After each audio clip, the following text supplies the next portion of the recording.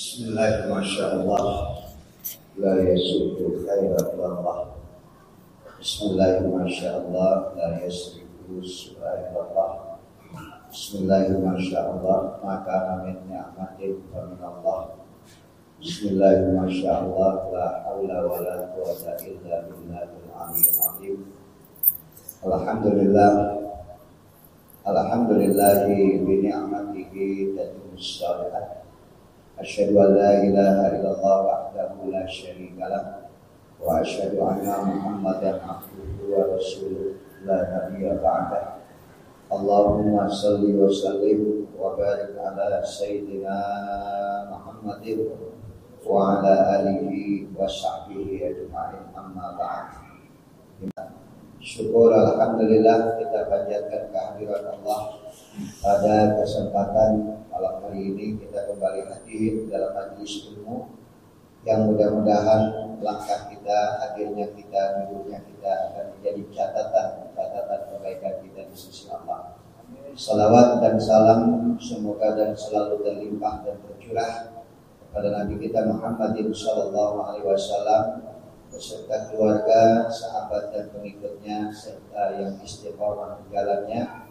Harapan kita semoga kita akan mendapatkan syafaatnya di yaumil akhir nanti. Mari kita awali ta'lim kita dengan membacakan suratul Fatihah. Kita niatkan masing-masing dengan fadilah, kemuliaan dan barokah suratul Fatihah. Apa yang menjadi hajat kita, keinginan kita dikabulkan oleh Allah. Allah kasih kita sehat, panjang umur dalam taat. Allah matikan kita dalam husnul khatimah. Mu'allim hadar kitab Asy-Syaikh Jalaluddin Ahmad Al-Ma'ali, Asy-Syaikh Jalaluddin Abdurrahman As-Suyuti wa muassis hadal masjid. Anallaha yatawassahu bi rahmah wal maghfirah wa yuslimuhumul jannah wa yu'li darajatihim. Syai'un lillahul Fatihah. A'udzu billahi minasy syaithanir rajim. Bismillahirrahmanirrahim. Alhamdulillahi rabbil alamin, arrahmanir rahim, maliki yaumiddin. Iyyaka na'budu wa iyyaka nasta'in. Ihdinas siratal mustaqim. Siratal ladzina an'amta 'alaihim ghairil maghdubi 'alaihim waladdallin. Ya Rabbi bil Mustafa balligh maqasidana waghfir lana ma madha ya wasi'al karami ya Rabbi.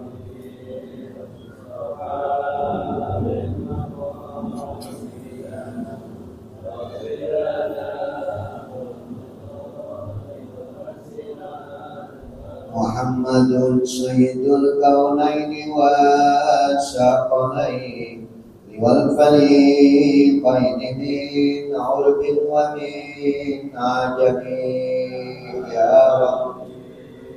Mustafa balligh maqasidana waghfir lana ma madha wal habibul ladzi turja syafa'atuhu likulli hawlin minal ahwali muqtahimi. Balligh maqasidana waghfir lana ma madha ya wasi'al. Allahumma salli wa sallim wa barik alaihi wa ala alihi. Terakhir ayat 8 ya. Ya. Surah Al-Ghasyiyah. Kita lanjut. Bismillahirrahmanirrahim. Fa inna asdaqal hadis kitabullah wa khairal hadi Muhammadin sallallahu alaihi wasallam. Wa syarrul umur muhdatsatuha wa kullu muhdatsatin bid'ah wa kullu bid'atin dhalalah wa kullu dhalalatin finnar. Wa bi sanadil muttasili ilal imamil muallif rahimahullahu ta'ala wa adaman naf'a bihi wa bi barakati ulumihi wa bi mufid darain qala wujuhu yawma idin na'imah. Nanti pada saat dibangkitkan kita di padang mahsyar Kemudian kita akan melalui proses hisab dan akan melalui proses mizan. Dan saat itulah ada dua manusia terbagi. Ada yang wajahnya berkurang karena dia lihat tidak ada kebaikan yang bisa menghapuskan kejahatan yang dia lakukan di dunia. Tapi ada lagi wajah wujuhu yauma idzin na'imah. Ada wajahnya penuh dengan kenikmatan, na'imah. Ya. Artinya di sini hasanah. Ya, wajahnya itu baik, ya, gembira, senang. Terbagi menjadi dua manusia. Ya, ada yang wajahnya murung, tidak bisa mengangkat wajah karena dia melihat bahwa apa yang dulu pernah dia lakukan di dunia akan mencelakakan dirinya. Saya pernah sampaikan, barangkali di sini belum, ya, Pak. Saya baru baca hadis ya, minggu yang lalu itu bab rojak. Ketika orang yang bergelimang dengan kenikmatan di dunia, kekayaan yang berlimpah, jabatan yang tinggi, tapi ketika dia termasuk min ahlin nar, termasuk penduduk neraka, maka pada saat nanti di yaumil qiyamah, pada hari kiamat, Allah perintahkan malaikat untuk mengangkat dirinya dan kemudian ditaruh di neraka sebentar. Ya, kalau bahasanya dicelup ke dalam api neraka sebentar aja, baru kemudian ditarik, diangkat. Begitu diangkat, Allah tanya kepada yang tadi dimasukkan ke neraka sebentar, padahal hidupnya di dunia penuh dengan kenikmatan. Allah tanya, pernahkah kau merasakan kenikmatan hidup? Orang itu menjawab, tidak pernah. Tidak pernah saya merasakan kenikmatan hidup. Paham gak? Paham gak? Kenikmatan yang berpuluh tahun di dunia dia rasakan. Begitu dia dicelup ke dalam api neraka dan diangkat, hilang semua. Gak tersisa, gak berbekas kenikmatannya waktu hidup. Jadi begitu dimasukkan ke dalam neraka, dicelup sebentar. Kemudian Allah tanya, pernahkah kau merasakan kenikmatan dalam hidup? Tidak pernah. Bayangkan juga betapa kenikmatan dunia yang diraih oleh manusia, yang diuber oleh manusia itu hanya tempelan. Begitu dia tua juga sudah hilang itu kenikmatan-kenikmatan di mana dulu dia dihormati, dipuja-puja, disambut. Gak ada penderitaan dalam hidupnya yang pernah dia rasakan. Yang ada adalah kegemerlapan hidup, kenikmatan hidup. Tapi nanti begitu di ujung hidupnya, dia tidak lagi merasakan kalau itu membawa kenikmatan buat dirinya. Apalagi nanti ketika dia sudah ditaruh di dalam neraka, sebentar dicelup, kemudian diangkat, ditanya oleh Allah, pernahkah kau merasakan kenikmatan dalam hidup? Enggak. Hilang seketika. Ada orang yang hidupnya penuh dengan penderitaan di dunia. Ujian bertubi-tubi dia dapatkan. Kemiskinan yang terus berlarut-larut dalam hidupnya. Tapi dia termasuk min ahlil jannah, dia termasuk daripada penduduk surga. Ketika di hari kiamat, Allah perintahkan malaikat untuk menaruh dia ke dalam surga sebentar. Dicelup dalam surga sebentar. Habis ditaruh, diangkat lagi.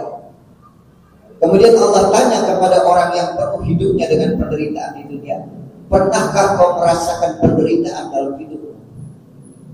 Orang itu menjawab, gak pernah. Gak pernah aku merasakan penderitaan dalam hidup. Hilang seketika seluruh penderitaan, ujian yang bertubi-tubi, kemiskinan yang terus-menerus dia rasakan ketika dia dimasukkan ke dalam surga sebentar. Hilang. Nyambung gak? Paham gak? Wih, ini dah gambarannya yang paling gampang. Ada bekas orang kaya, ada bekas orang miskin. Kalau bekas orang kaya sekarang miskin. Kalau bekas orang miskin, enakan mana?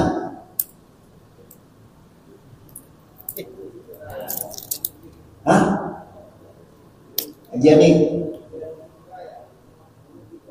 Enakan? Ya, enakan bekas orang miskin. Berarti sekarang ketika dia sekarang kaya, dulu dia lewati kemiskinan, nyeritain kemiskinannya enak kan? Enak. Lu nggak tahu, gua dulu susah banget hidup, penderitaan biasa. Enak kan nyeritain miskinnya? Enak kan? Enak.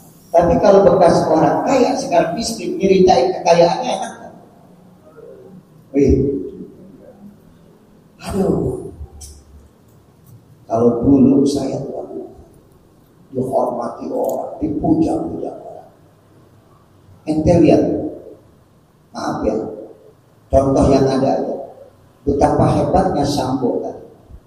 Tapi kalau dia nyeritain tentang kejayaannya dulu, dihormati, ditakuti, diapain. Sekarang dia merunduk, nggak bisa mengangkat kepala. Hilang seketika, itu belum di akhirat. Udah paham? Jadi seluruh kenikmatan-kenikmatan dunia yang dia cari dengan berbagai macam cara, dia tidak mengenal halal dan haram. Begitu dia angkat, dicelup ke dalam neraka, semua kenikmatannya itu hilang. Tapi orang yang penuh dengan penderitaan hidupnya di dunia, dia berusaha bagaimana dia mengumpulkan bekal untuk akhirat. Tengah malam dia bangun tahajud, dia duduk di dalam majelis taklim dalam keadaan payah, dalam keadaan sulit. Begitu nanti dicelup ke dalam surga, Allah tanya, pernahkah kau merasakan penderitaan dalam hidupmu? Gak pernah ya Allah. Hilang seketika seluruh penderitaannya ketika dia merasakan kenikmatan surga. Udah paham di sini? Makanya ente ingat aja bekas orang kaya, bekas miskin. Itu gambarannya. Jadi mendingan bekas orang apa? Saya sekarang naik Honda, motor Honda. Saya tinggal pencet nyala. Saya nyeritain sama anak saya dulu 25 tahun yang lalu, ayah ngajar itu pakai Vespa. Mau dinyalain, dimiringin dulu. Benar gak? Habis dimiringin diapain? Diselak. Itu kadang-kadang kalau meleset kaki kita somplak. Itu setiap subuh saya ngisi di jalan dari Pak. Habis sahur saya berangkat. Diwajibkan oleh ibu saya, kamu tiap subuh ngisi di sini. Kalau motor itu gak hidup, didorong sama istri saya. Itu nyeritainnya enak Pak, sama anak-anak sama mantu. Waduh, dulu mah ya. Sekarang udah enak. Nyeritainnya itu enak. Tapi kalau nyeritain bekas kaya gak enak Pak. Itu Alfamart. Kalau bapak nggak jual dulu, kalau bapak nggak sombong dulu nggak begitu, itulah dunia. Makanya nanti di akhirat ada orang-orang wujuhu yauma idzin na'imah. Ada orang yang belum masuk ke dalam surga, wajahnya itu sudah berseri-seri. Na'imah penuh dengan kenikmatan. Hasanah. Kenapa? Lisa'iha radiyah.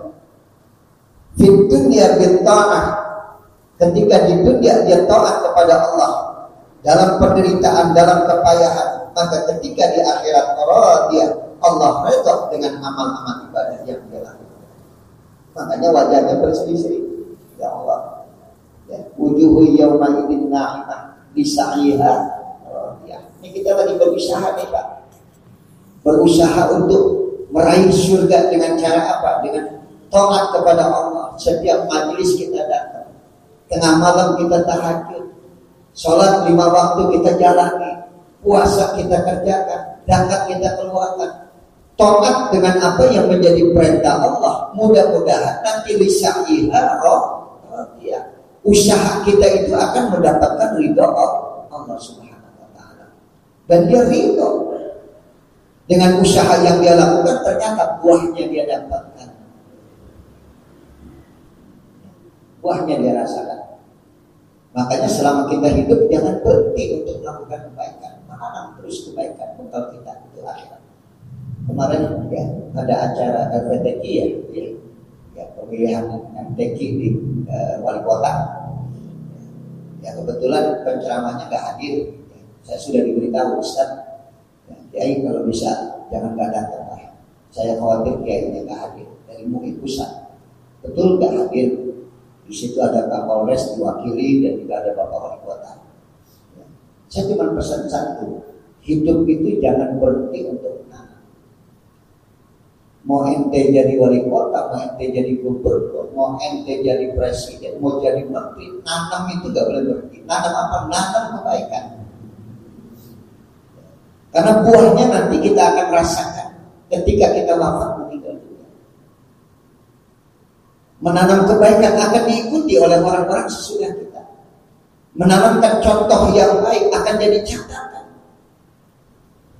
Tapi ketika orang menanam keburukan, catatan itu apa kalau kita bilang track recordnya itu akan terbaca terus. Oh, waktu dia jadi wali kota ketangkep dia kena KPK. Itu track recordnya nggak bisa hilang. Tapi ketika dia menanam kebaikan, maka akan dicatat. Ya Allah, selama dia jadi wali kota, alhamdulillah. Selama dia jadi gubernur, alhamdulillah. Kebaikan itu nggak boleh berhenti untuk ditanam. Termasuk hari ini. Makanya ingat cerita saya dulu. Kisrah wal Falah. Kisrah itu raja, Falah itu petani. Ini terinspirasi dari hadis Rasulullah SAW. Yang Nabi mengatakan in qamatis sa'ah wa bi yadi ahadikum fasilah fastata'a alla taquma hatta yabrisha fa alaihi bidzalika ajrun. Ini hadis begitu indah sekali, Pak. Kedalamannya itu luar biasa. Tapi kalau kita baca secara tekstual, hadis ini seakan kontradiksi. Nabi mengatakan in qamatis sa'ah, kalau akan datang hari kiamat, wa biyadi ahadikum fasilah, di tangan kamu itu ada bibit pohon yang bisa kau tanam, kalian risha, maka hendaklah kau tanam, fa alaihi bidzalika ajrun, maka kau akan mendapatkan pahala dari Allah. Kontradiksi enggak? Ya. Apabila akan datang hari kiamat, di tangan ada bibit pohon, disuruh apa? Tanam. Berbuah enggak? Besok kiamat, sebentar lagi kiamat. Di tangan ada bibit pohon. Andai kata pohon itu bibitnya kita tanam, berbuah gak pohon itu? Kok bingung? Berbuah gak? Kontradiksinya habis.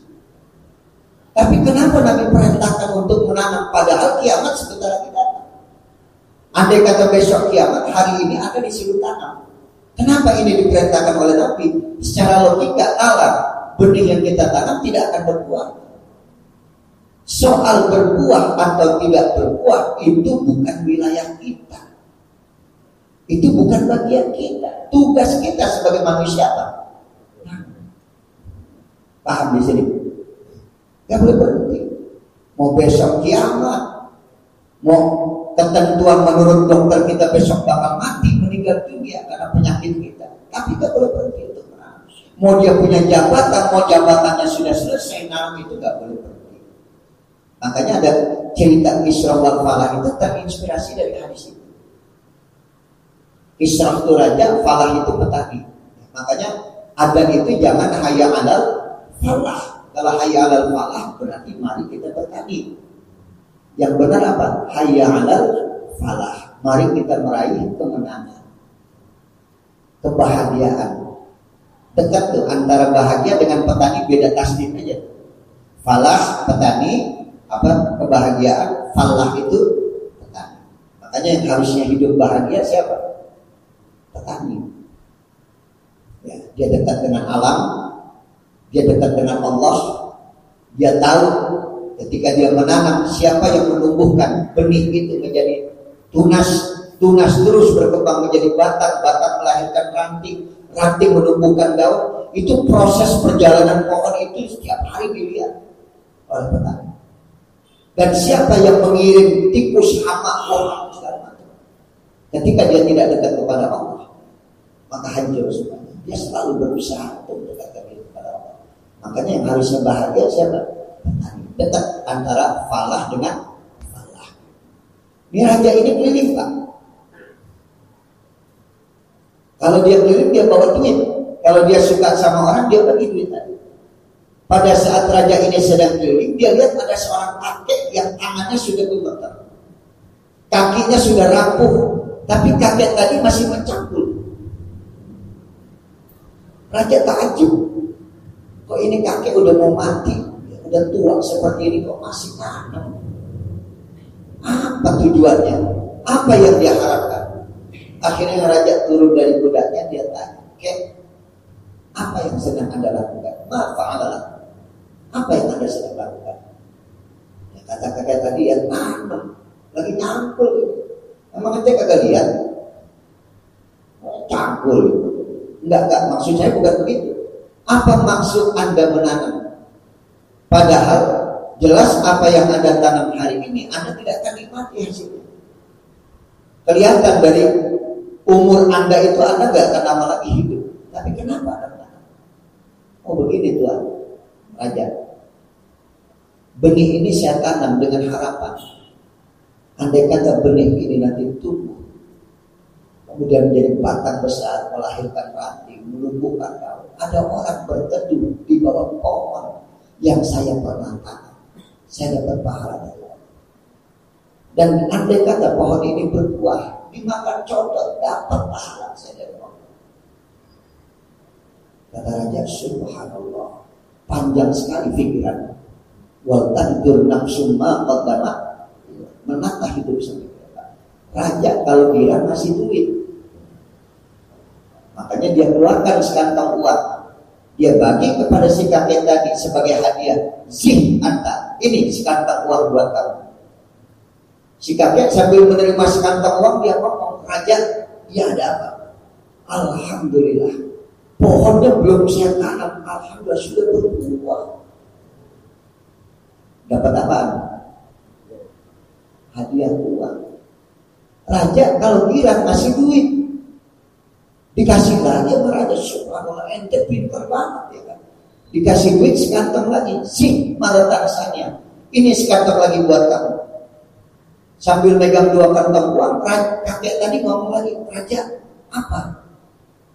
Di mana-mana orang menanam 1 tahun berbuah 1 kali. Ini pohon belum saya tanam, udah 2 kali dia berbuah." Kata raja, "Benar juga, rajanya ada bego lagi Pak." Akhirnya raja keluarin lagi sekantong uang, dia kasih lagi karena dia gembira. "Sih marotan salisa, ini sekantong lagi buat kamu." Sambil pergi raja. Kata raja, "Kalau saya terus di sini duit saya habis." Nggak apa-apa. Pak, sederhana gak cerita ini? Gak boleh berhenti. Karena nanti wujuhu yauma idin. Maka siapa orang yang berbahagia di akhirat, siapa yang wajahnya berseri-seri di akhirat, mereka adalah orang-orang yang di dunia tidak pernah berhenti untuk menanam.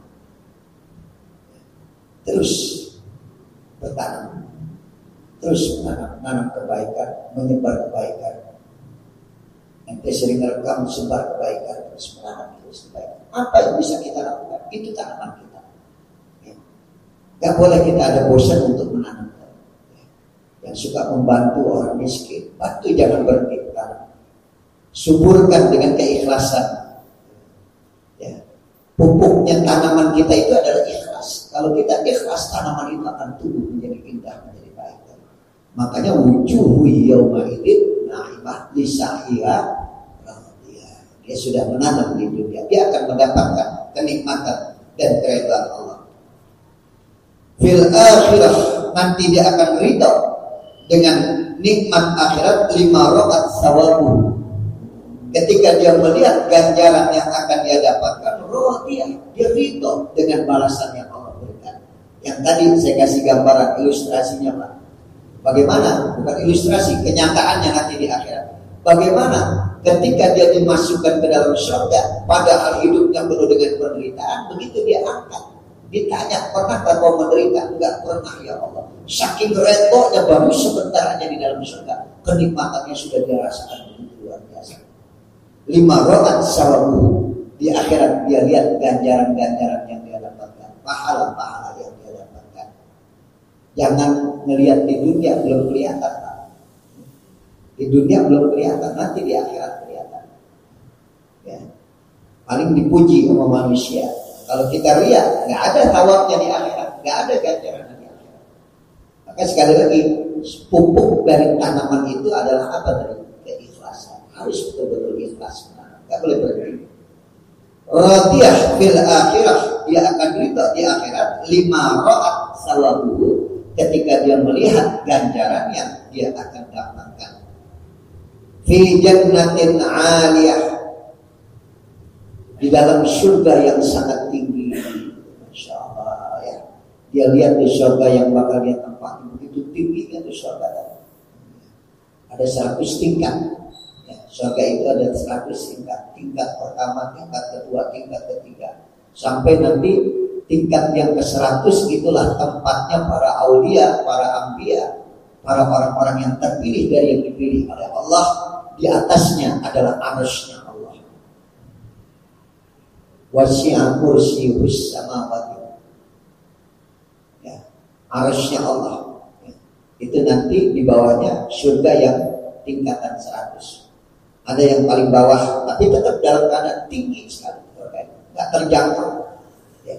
Arti aliyah di situ bukan sekedar cuma tinggi secara bangunannya atau tempat. Betapa tinggi kemuliaan surga tadi, sehingga untuk mencapai surga tadi kau harus mendaki, kau harus berusaha. Ente naik gunung, tinggi gak itu gunung? Tinggi gak? Payah gak waktu naik ke atas gunung? Ya. Kita harus mendaki, ada duri, ada turunan, ada tanjakan, ada belokan, hutan yang rimbun. Tapi begitu antum sudah sampai di puncak gunung, hilang semua kepedihan, kecapean semua. Yang kita lihat kenikmatan, begitu lihat alam, Masya Allah, kecilnya saya, nikmatnya luar biasa ya Allah. Jadi untuk mendapatkan nikmatan, carilah tempat yang tinggi, di mana fi jannatin 'aliyah, surga yang sangat tinggi, yang harus kamu daki, harus kamu cari. Dengan cara apa? Dengan cara berusaha waktu di dunia. Fi jannatin 'aliyah, surga yang sangat tinggi. La yusma fiha laqiyah, maka saking indahnya nikmatnya surga tadi, la yusma'u fiha laqiyah, tidak ada kedengaran ucapan-ucapan yang tidak berguna. La yusma', ya, tidak didengar atau tidak terdengar. Bilya wata atau la tusma', boleh bilya, boleh bita. La yusma'u fiha laqiyah ay nafsun datalaqwin aw hadiyani minal kalam. Jadi nggak ada ucapan yang sia-sia, ucapan yang tidak berguna di dalam surga. Yang ada adalah salamun qaulan min rabbir rahim. Salam, salam, salam. Buzzer-buzzer nggak bakal ada di situ. Yang ucapannya itu nggak ada nilainya, karena memecah belah umat, mengadu domba umat, memfitnah, membikin hoax, itu nggak akan ada nanti kalimat itu di dalam surga. Yang ada adalah kalimat yang begitu indah di dalam surga. Ya. Semua kalimat yang terdengar di dalam surga adalah kalimat yang menyejukkan hati. Ini baru omongannya aja Pak, kuping kita aja. Dan kenikmatan itu ketika kita dengar ucapan seseorang. Apalagi salamun qaulan min rabbir rahim, salamun qaulan min rabbir rahim. Maka nanti Allah mengucapkan selamat-selamat kepada ahli surga. Wasiqal ladzina taqaw rabbahum ilal jannati zumara hatta idza ja'uha wa futihat abwabuha wa qala lahum khadanatuha salamun alaikum tibtum fadkhuluha khalidin. Selamat-selamat, masuklah kalian ke dalam surga. Kalian sudah melewati kehidupan di dunia dengan bersusah payah. Sekarang lihat sawab, lihat pahala yang kalian akan dapatkan. Diucapkan selamat. Ente kalau naik pangkat, naik jabatan, atau nggak usah jauh-jauh, ulang tahun aja, ini nggak ngasih selamat, enak kan? Begitu bangun tidur, mau sholat subuh, atau di depan meja atau di atas meja sudah disiapin makanan. Kemudian istri nyium tangan kita, selamat ulang tahun Papa, biar sehat terus, biar sabar. Masya Allah. Nikmat gak tuh diucapin salam? Nikmat gak? Yang begitu ulang tahun bini cuek aja, enak gak? Coba diomelin lagi, ya baru-baru diucapin ulang tahun. Nah nanti ahli surga adalah ya, orang-orang yang diberikan selamat tadi. Karena di dalamnya tidak ada kalimat-kalimat yang menyakitkan hati. La yusma'u fiha laghiyah, yang sia-sia nggak ada. Yang ada adalah kalimat salam, salam, salam. Makanya biasakan assalamualaikum warahmatullahi wabarakatuh. Sama kita, assalamualaikum. Semoga Allah memberikan keselamatan kepada kalian. Warahmatullahi dan rahmat Allah wabarakatuh dan keberkahan yang Allah berikan. Ya, ya. Kemarin sudah diterangkan. Assalamualaikum dapat berapa itu? 10. Kalau assalamualaikum warahmatullahi pahalanya berapa? 20. Kalau assalamualaikum warahmatullahi wabarakatuh pahalanya berapa? 30. Ini kadang-kadang di WA, ASSS, WRWB. Benar gak? Ada artinya gak itu? Saya buka WA tiba-tiba ada jamaah ASSS, WRWB. Apa sih? Tiba ngucapin assalamualaikum aja berat sekali. Saya nggak jawab tuh kalau yang begitu. Saya nggak tahu maksudnya SSS, WRWP. Kadang-kadang copy paste aja tuh ada assalamualaikum ya kan. Sekarang udah serba apa tadi? Serba ringkas. Padahal tadi ketika kita bertemu dengan seseorang ucapkan selamat. Ya, supaya dia bisa menjaga diri. Assalamualaikum dapat 10. Ente yang diucapkan salam jawab dapat 20. Waalaikumsalam warahmatullahi. Kalau hajian ngucapin assalamualaikum warahmatullahi, jangan mau kalah. Waalaikumsalam warahmatullahi wabarakatuh. Ya. Kalau yang ngucapin begini dapat kayak Assalamualaikum. Dapat kayak itu? Dapat gak? Makanya kalau ada orang di luar Islam ucapkan salam, nggak perlu dijawab, waalaikum aja. Karena orang Yahudi saking bencinya sama Nabi, ya, sahabat mengucapkan salam, dia mengucapkan salam tapi sambil menjelekan Nabi. Assalamualaikum, assalamualaikum, celaka engkau Muhammad. Maka Nabi menjawab, waalaikum, kamu yang celaka. Kalau orang yang beriman, ucapan salamnya beda dengan orang-orang yang tidak beriman. Dia mengejek kita. Dia nggak tahu kalau ucapan salam itu adalah ucapan para ahli surga nanti di sana. Makanya ahli surga itu jangan lupa. Assalamualaikum, waalaikumsalam warahmatullahi wabarakatuh. Ya, telepon ke istri, assalamualaikum, salam. Apa nih? Ada apa? Itu di dompet ada uang 10 juta.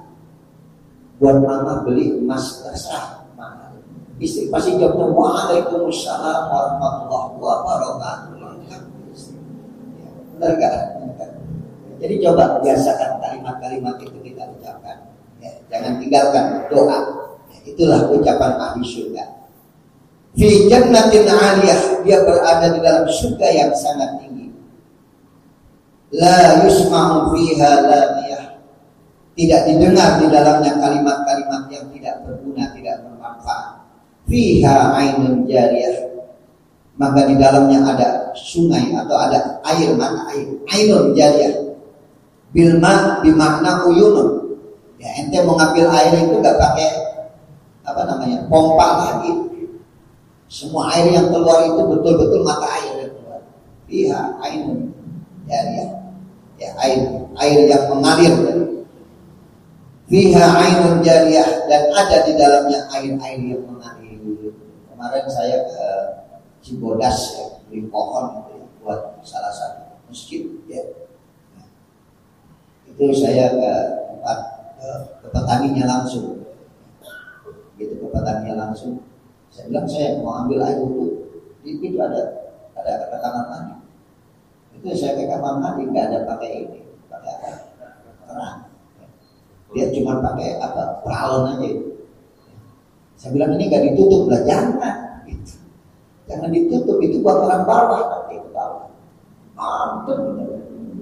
Ya. Sama kayak di Pulau Air. Di Pulau Air itu keran-keran nggak ada yang ditutup, anak-anak santri itu. Ya dibuka saja. Nah, itu baru di dunia begitu nikmatnya ngelihat mata air yang memancar, mengalir. Apalagi kenikmatan surga, nggak kedinginan itu. Ya. Walaupun air itu sejuk, tidak membuat kita dingin. Nggak takut dengan air tadi. Karena air adalah sumber dari segala kehidupan. Dan hancurnya kehidupan peradaban juga karena air. Makanya digambarkan di sini fiha ainun jariyah. Coba antum lihat. Kalau nggak ada sungai Gangga, nggak ada masyarakat India. Nggak ada sungai Nil, habis Mesir. Air adalah awal dari peradaban. Tapi hancurnya peradaban juga karena apa? Air. Lihat. Umat dari zaman Nabi Adam sampai zaman Nabi Nuh selesai habis. Hanya gara-gara apa? Air. Air dari laut tumpah ke darat, dari atas turun, dari bawah naik. 1 tahun Pak, bumi sudah tidak ada daratan. Bumi penuh dengan air selama 1 tahun. Itu kapal Nabi Nuh terombang Nabi. Hanya itu yang selamat, yang lainnya hancur semuanya. Jadi peradaban dari zaman Nabi Adam lunak selesai saat banjir bah Nabi Nuh alaihissalam. Fir'aun hancur kesombongannya hanya dengan apa? Air.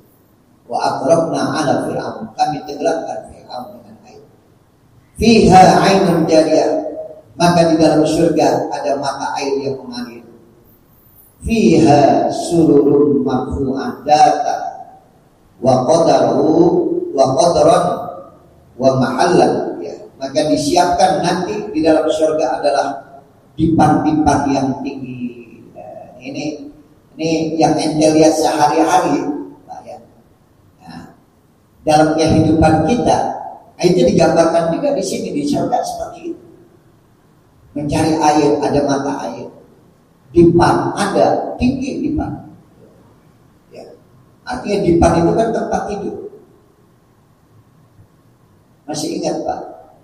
Dulu ketika anak kita banyak, kebetulan rezeki kita pas-pasan, itu tempat tidur itu udah gak ada ininya lagi, gak ada kapuknya lagi, udah. Tapi ada tempat tidur dipan yang di dalamnya ada air. Itu kalau tidur itu masya Allah, harganya ratusan juta ya. Dipannya itu ratusan juta. Saya tahu begitu, abang saya tuh pernah dibangun rumah orang kaya, itu 1 kamar aja itu hampir 300 juta perabotannya. Tempat tidurnya bisa puluhan juta berapa. Saya cuma tanya, itu tempat tidur mahal begitu? Waduh, didudukinnya enak benar. Terus Bang, kalau ngimpi tidur, ngimpinya enak gak? Gak bisa jawab apa-apa. Ngimpinya enak gak? Ente kebayang gak tempat tidurnya enak, tapi lagi diuber-uber KPK, ngimpinya gimana kira-kira? Ini tidurnya di atas tikar aja. Tapi hati luas, pikiran bebas, alhamdulillah nikmat kita tidur. Tapi di dalam surga udah pikiran luas, kenikmatannya luar biasa. Ente diberikan dipan yang begitu indah tadi. Ya, yang apa yang kita rasakan di dunia digambarkan di sini. Fiha sururun marfu'ah. Di dalamnya ada dipan yang ditinggikan. Wa aqwabun mawdu'ah. Dan gelas-gelas yang tersedia, gelas-gelas yang dekat dengan diri kita. Coba, ya, wa aqwabun mawdu'ah. Pernah ya saya kasih gambaran sebelum masuk surga kita disuruh minum apa? Telaga Al-Kautsar. Siapa yang minum telaga Al-Kautsar, dia tidak akan haus selama-lamanya di dalam surga. Ya, ini saya minum. Kenapa saya minum? Haus. Kalau saya nggak haus, minum nggak? Nggak, ya kan? Logikanya gitu. Saya minum karena apa? Haus. Kalau saya nggak haus, nggak minum. Orang yang minum telaga Al-Kautsar tidak akan haus selama-lamanya di dalam surga. Minum nggak? Minum nggak? Ini kalau dibilang nggak minum, wa aqwa mau. Dan gelas-gelas disiapkan tersedia. Minum nggak? Minum, kan nggak haus Ustaz. Minumnya bukan buat menghilangkan haus, minumnya buat kenikmatan. Kalau kita sekarang haus butuh minum, lapar butuh makan. Di surga nggak ada rasa haus, nggak ada rasa lapar. Makan nggak? Makan, tapi makannya bukan buat mengenyangkan, makannya buat kenikmatan. Minumnya bukan buat menghilangkan haus, minumnya buat kenikmatan. Udah paham di sini? Wa aqwabun mawdu'ah, dan gelas-gelas yang tersedia berserakan. Nih, saya minum karena haus. Kalau buat kenikmatan ya bukan air putih, harus ada warnanya minimal, tapi itu. Jadi ya, ini nggak ada warnanya, ya kan? Kalau ada warnanya berarti buat apa tadi? Makanya orang-orang Mesir kan, kalau minum kopi itu gelasnya kecil-kecil karena buat kenikmatan. Saya habis sholat subuh keliling tuh, waktu umrah keliling di Mesir. Itu pada gelar hambang di pinggir jalan itu gelar hambang. Kemudian pakai sisa, yang kayak rokok itu di sisa. Kemudian dia punya teko, kemudian gelasnya kecil-kecil, tuang kopi, gawah, minumnya tuh pelan-pelan, taruh lagi. Ini masih hangat, dituang lagi. Itu cara minum kopi buat kenikmatan. Gelasnya kecil dinikmati. Nah ini aki-aki gelasnya gede banget, bukan buat dinikmati, aus itu namanya. Apa ya? Coba ente pulang dari Mekah, banyak gak gelas-gelas kecil-kecil itu? Jadi kenikmatan semua. Fiha, di dalamnya ada apa? Ada air yang mengalir, di dalamnya ada dipan-dipan yang tinggi, wa aqwabun mawdu'ah, dan juga ada gelas-gelas kubur, jamannya jadi aqwabun. Abdah la uralaha mawdu'ah, tersedia.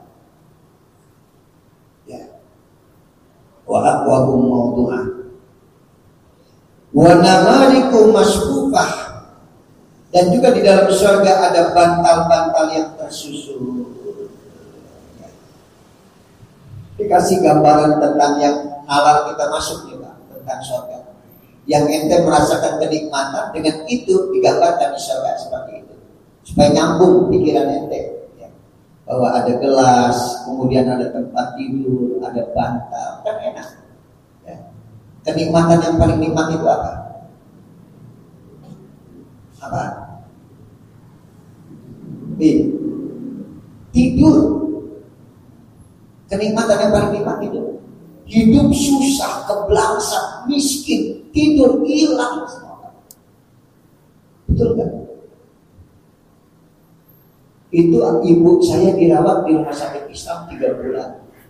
Begitu berobat ke dokter saraf, itu ada ibu-ibu juga berobat ke dokter saraf, tapi gak sakit. Saya ngelihat wajahnya sehat, badannya sehat, dan berkelas, branded semua pakaiannya. Itu dari kudungannya sampai tasnya aja saya lihat itu. Ini mau orang ada, ini orang kelas. Saya tanya, dia nanya dulu, saya nggak berani, saya nanya dia. Ini ibunya, iya. Sakit apa? Stroke. Udah berapa lama? 3 bulan. Lalu saya tanya, ibu sakit apa? Ibu kelihatan sehat. Oh iya, saya sehat. Sakit saya cuma satu, gak bisa tidur. Insomnia. Saya mau bayar berapapun asal saya bisa tidur. Itu kalau malam saya bisa. Tapi pagi saya kerja biasa, fit lagi. Saya mau bayar asal saya bisa tidur. Bu, saya bilang, jamaah saya bu, ngaji aja tidur bu gak bayar. Wih, ente tidur ngaji bayar gak? Nikmat gak tuh tidur? Makanya digambarkan tuh, ada tempat tidur yang tinggi, kemudian ada apa lagi? Gelas yang tersedia, kemudian ada bantal-bantal yang tersusun. Kenikmatan-kenikmatan juga digambarkan lagi nanti di akhirat akan seperti apa. Ya, kita lihat, wa namarikum masbubah wa tarabiyum mabsusah, dan kemudian permadani yang terhampar, Bisatin tonafis laha jamalun masyaallah. Ini permadani, ini hambal ya Pak. Karpet kalau ini bukan hambal. Tahu permadani? Saya pernah ke Turki. Di Turki itu ke tempat tenunan handmade. Handmade itu tangan.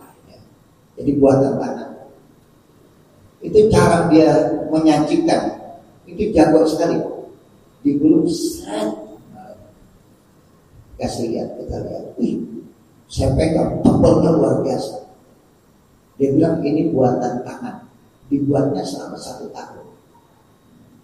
Jadi kalau punya permadani ini, nggak ada yang lain yang punya. Kalau buatan pabrik beda, besi beda. Itu khusus didatangkan kita berkunjung ke tempat permadani yang handmade buatan tangan. Saya bilang, waduh, ini kalau punya satu gak ada yang lain. Saya iseng-iseng tanya harganya. Dirupiahkan dengan uang kita hampir 100 juta. Padahal ukurannya cuma 2 kali 3 meter. 3 kali 4 meter. Permadani. Tebelnya luar biasa. Itu ada kebanggaan prestis buat seseorang ketika dia punya permadani yang indah luar biasa. Makanya begitu kita masuk ke ruang tamu, itu kadang-kadang ada permadani yang indah. Di atasnya ada meja, ada kursi. Nah, apa yang kita lihat dalam kenikmatan di dunia, keprestisan seseorang ketika dia punya permadani digambarkan lagi nanti di surga. Akan juga kau temukan nanti wadarabiu mabsusah, ada permadani yang terhafal. Ente masuk Masjid Tanaim. Kalau kita ngambil mikot, masuk Masjid Tanaim. Itu begitu masuk Masjid Tanaim, kaki kita injak di hambalnya, permadaninya. Kaki kita masuk. Tebal sekali. Begitu kita injak, Masya Allah. Saya bilang lagi indah sekali ini. Kalau ini kan ente lihat. Masuk ke kaki ente. Kawe. Lu nyumbang kagak ngatain lagi. Coba, ini walaupun bagaimanapun lambat tahun akan habis menangnya. Tapi kalau permadani yang mahal itu kuat dia menangnya bertahan. Padahal itu orang masuk ambil mikot ratusan ribuan orang. Tapi permadaninya betul-betul kuat. Ya. Kayaknya mahal Pak. Ya, permadani itu mahal. Nah, kalau ini Masya Allah ya, jarang saya melihat masjid. Ada Al-Hamra itu. Kalau kita masuk ke Al-Hamra, itu belinya permadaninya langsung dari Madinah. Enak tidak. Ya. Nah, saya pernah ngajar dulu ada salah satu direktur Perum Pelabuhan 2, Pak Sabirin Saiman. Ya. Saya ngajar anak-anaknya dulu di rumah beliau. Itu Masya Allah, ruang ibadahnya dia, tempat anak-anak ngaji, tempat sholat. Itu permadaninya juga AC-nya dingin. Saya bilang, waduh, ini kalau majelis taklim pakai AC, permadaninya tebal, Masya Allah, tidur berusaha kan? Iya tidur. Ya orang begini aja tidur, gimana yang tebal tadi? Ya, jadi tadi ya gambaran-gambaran tentang apa tadi? Dunia itu digambarkan dalam Al-Quran, nanti akan kau dapatkan juga di akhirat, tetapi tentunya berbeda dengan di dunia. Wadarabiu mabsusah. Sampai situ dulu. Mabsusah itu terhampar. Sampai berapa? Ayat 15 ya. Nanti kita lanjutkan lagi pada pertemuan yang akan datang. Al-Fatihah. A'udzubillahi minasyaitonir rajim. Bismillahirrahmanirrahim. Alhamdulillahirabbil alamin arrahmanir rahim maliki yaumiddin iyyaka na'budu wa iyyaka nasta'in ihdinas siratal mustaqim siratal ladzina an'amta 'alaihim ghairil maghdubi 'alaihim waladdallin. Maghfirah karim Allah bil Fatihah bismillahir rahmanir rahim da'wahum bi subhanallahi wa ta'ala Bismillahirrahmanirrahim alamin. Kita baca doa kafaratul majlis. Bismillahirrahmanirrahim. Subhanallah wa bihamdihi asyhadu an la ilaha illa anta